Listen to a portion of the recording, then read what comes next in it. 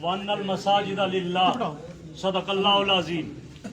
मेरे इंतहाई काबिल सद एहतराम बुजुर्गों और अजीज दोस्तों, अभी हाफिज साहब ने कहा कि अल्लाह ही इस मस्जिदों की हिफाजत करेगा और ये 100 मरतबा गिराएं, हम 100 मरतबा बनाएंगे इंशाअल्लाह। लेकिन मैं ये बात नहीं कहता, अल्लाह तो है ही हाफिज, अल्लाह हिफाजत करेगा। आपके यहाँ आकर एक मस्जिद को गिराना ये आप लोगों की कमजोरी पर दलालत करता है। मैं आपसे ये कहता हूँ, आज से ये अज़म करो, आइंदा कोई भी इंतजामिया वाला आया उसकी टांगे टूटेंगी इंशाअल्लाह।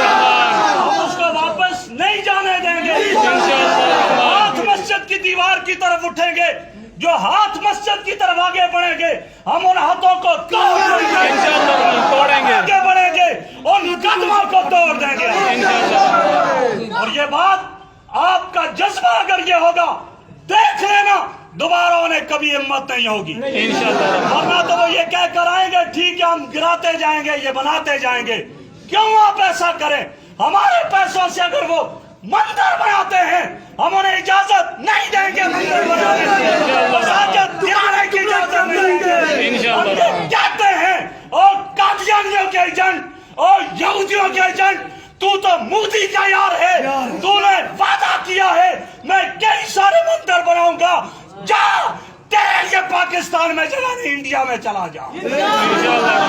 मोदी के लिए तू दुआएं करता था वो दोबारा आ जाए, वो तुम्हारा यार है। मोदी का जो यार है वो गद्दार है, गद्दार है, गद्दार है,